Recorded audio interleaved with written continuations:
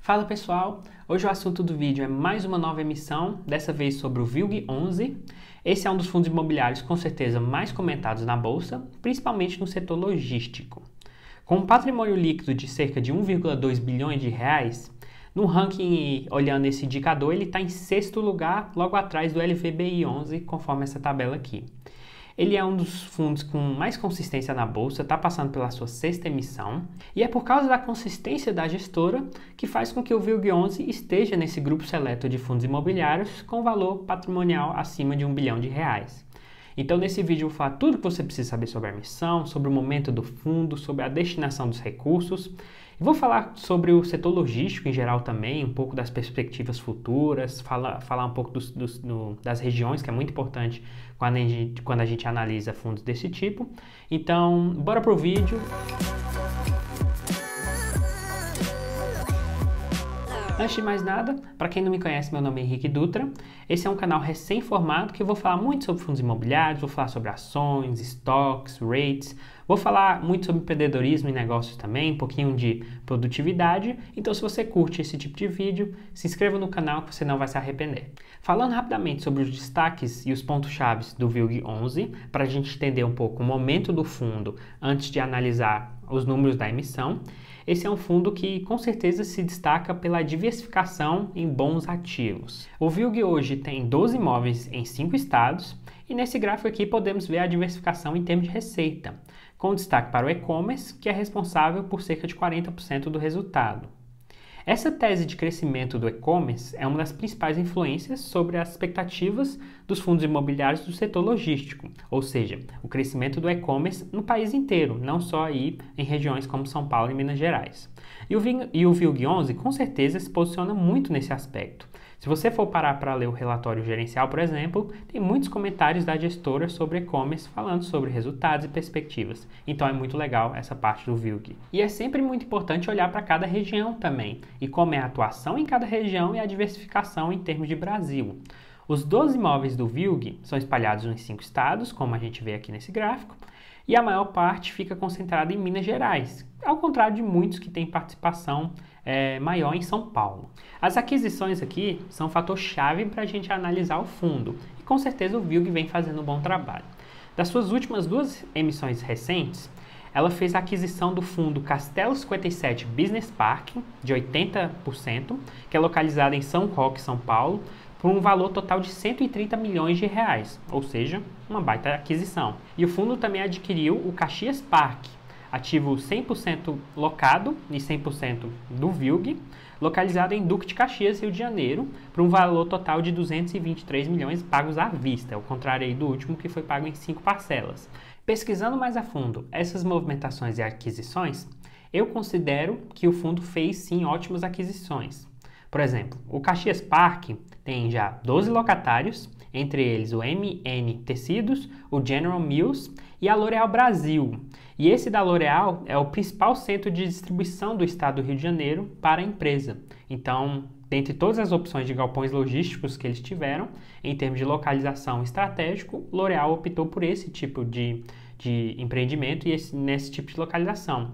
E o VILG11 aproveitou e conseguiu fazer a compra de 100% do imóvel. E em fundos desse tipo, a gente sempre tem que ficar ligado na vacância, que é aquele cálculo da porcentagem do imóvel que não está locado.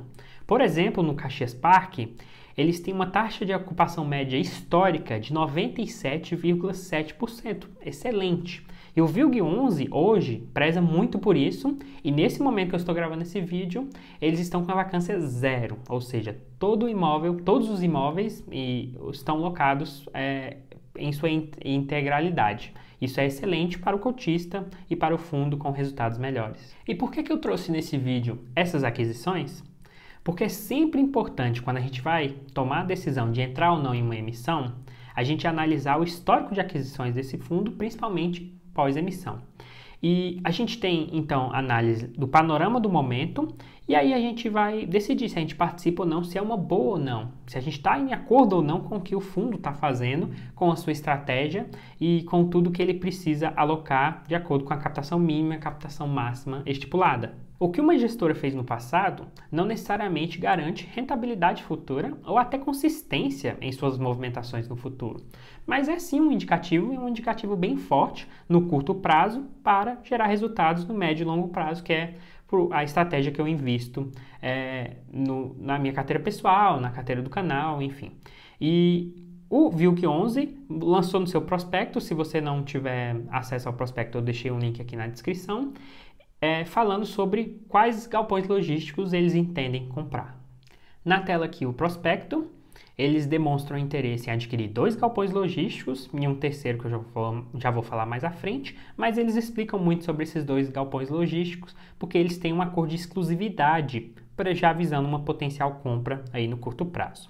O primeiro é o Alianza Parque, localizado aproximadamente 20 km da cidade de Belém, no Pará, ou seja, com que aquilo que a gente viu no relatório gerencial vai ser um 6º estado, que eles talvez vão entrar, muito interessante, e eles querem adquirir 90% desse galpão, que é um imóvel que tem ótimos locatários, incluindo Magazine Luiza e B2W. E tem um trecho muito legal aqui da gestora, que eles colocaram no prospecto, que eu trouxe aqui para o vídeo, que eu achei bem interessante. Eles falam o seguinte: no âmbito do comércio de eletrônicos no país, a região norte apresentou no último ano um crescimento de 93%, sendo que atualmente a região apresenta apenas 5% em termos nacionais, o que demonstra espaço e fôlego para maior crescimento nos próximos períodos. O que se você parar para pensar, um pouco óbvio, né? Realmente o setor, a região do Norte e Nordeste não tem o mesmo desempenho do que o Sudeste, por exemplo,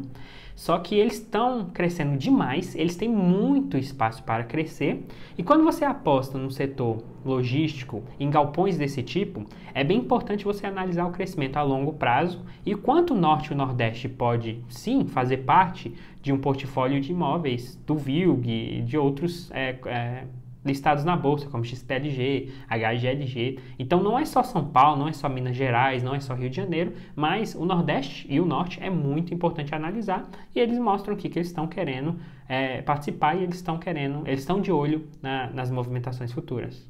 Já o segundo imóvel que eles estão de olho é o condomínio Teens, que eles estão querendo adquirir cerca de 50%, e novamente é um imóvel com localização estratégica e que trabalha com e-commerce, ou seja, a gente começa a ver uma tendência aí. Eles visam muito também a parceria com um player estratégico, ou seja, um imóvel que já está locado e que tem ótimos locatários. Esse é um imóvel que fica localizado na região metropolitana de Vitória e tem como os principais locatários a B2W, novamente, e a Braspress. Para quem não conhece, a B2W é aí a loja americana, Submarino, todo esse grupo aí que é muito bom e muito atuante no e-commerce. Dito tudo isso, a gente analisou o momento do fundo, as aquisições, para onde eles vão destinar os recursos da emissão, e agora vamos olhar os números aí mais a fundo da emissão. No momento que eu estou gravando esse vídeo, não saiu o prospecto definitivo de toda a emissão ainda, então se mudar um valor ou outro, eu vou atualizar a descrição aqui desse vídeo com qualquer coisa que possa ter mudado. Então, dependendo da data que você estiver assistindo esse vídeo, pode dar uma olhada lá, ok? No momento que eu estou gravando esse vídeo, o VILG11 está sendo cotado a R$ 125,90 e o seu valor patrimonial por cota é de R$ 112. Então, a gente vê aí um ágio no mercado sobre o que está sendo negociado em referência ao valor patrimonial por cota. E entre esse valor, um pouco acima do 112, está o valor da emissão, que ficou em R$ 118, já contando com tudo, com o valor que vai direto para o fundo e as taxas. As taxas é outro vídeo completamente diferente que eu vou abordar esse assunto, mas nessa emissão é com certeza um ponto de foco de muitos cotistas. Eles estão reclamando que está muito grande. Então, é algo que a gente precisa sempre cobrar para a gente diminuir também mais um pouco essa taxa de emissão, pois esse tipo de oferta aqui é uma oferta pública do VILG11. A data base, que é a data que você precisa dormir com as cotas para você ter o direito de preferência, é dia 11 de janeiro, numa segunda-feira. Ou seja, se você passar a noite com essas cotas, você vai ter esse direito. Logo depois acontece o fenômeno da arbitragem. Vou ter um vídeo completo falando sobre arbitragem ainda esse mês no canal. Se inscreva lá que você vai poder acompanhar. e com isso, provavelmente o valor da cota pós-data base vai dar uma caída um pouco aí. Então, 125,90 provavelmente vai diminuir a diferença entre o valor negociado na bolsa em relação ao valor da emissão. A proporção de preferência aqui ficou em 32,80%.